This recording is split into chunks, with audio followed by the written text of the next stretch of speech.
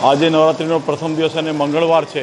મંગળવારના દિવસે માતાજી લાલ વસ્ત્રો ધારણ કરે છે અને ભક્તોને ખૂબ જ પ્રસન્ન ચિત્તે જોઈને તેમને નિહાળી રહી છે, અમને આશીર્વાદ આપી રહી છે કે સૌનું કલ્યાણ થાય। અને ભક્તો પણ એવા જ ઉત્સાહ અને ઉમંગ સાથે સવારે 4 વાગ્યાના આવીને માતાજીની જય જયકાર કરે છે અને ભીડ માટે ભક્તોની એટલી બધી પ્રસન્ન તમે જોઈને જ ખુશ થઈ જશો કે માતાજીનો કેટલો ઉમંગ અને ઉત્સાહપૂર્વક શ્રદ્ધાથી ભક્તો અહીંયા આવે છે અને દર્શન કરીને માતાની જય જયકાર કરે છે।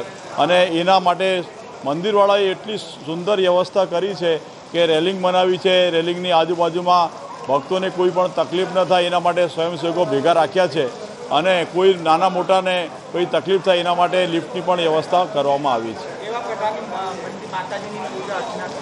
માતાજીની પૂજા અર્ચના કરવા માટે સવારે બ્રહ્મ મુહૂર્તમાં વહેલો ઉઠીને સ્નાન વગેરે કરીને શુદ્ધ પવિત્ર વસ્ત્ર પહેરવા જોઈએ અને માતાજીનો એક અખંડ દીવો રાખવો જોઈએ અને લાલ વસ્ત્ર અથવા સફેદ વસ્ત્ર ધારણ કરીને માતાજીની પૂજા અર્ચના કરવી જોઈએ અને સાત્વિકપણે અન્ન ન ખાઈ ફળ અને કોઈ પણ પ્રકારનું પાન કરીને તમે માતાજીની પૂજા અર્ચના કરી શકો છો।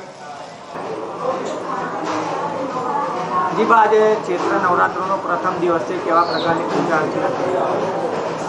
જય માતાજી। ચંદ્રિકાબેન મકવાણા, અંબિકા નિકેતનની અધ્યક્ષશ્રી।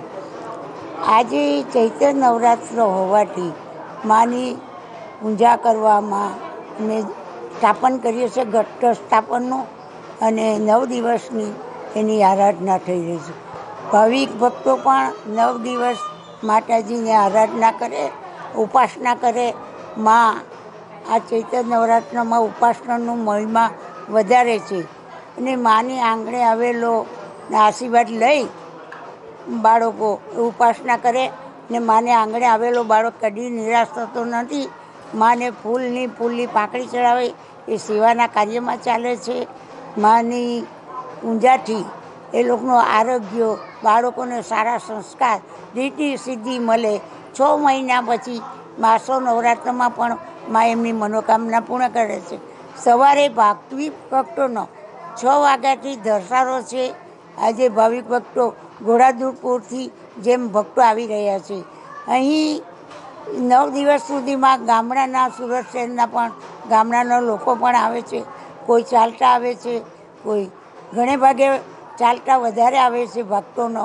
અહીં અમે લોકોએ રેલિંગ બનાવી છે અને ઠંડા પાણીની વ્યવસ્થા કરવામાં આવી છે। માતાજીનો ભવ્ય શણગાર કરવામાં આવ્યો છે। રોજ માતાજીનો ભવ્ય શણગાર થશે ને 9મે દિવસે માતાજીની પૂર્ણાવતી હોય છે।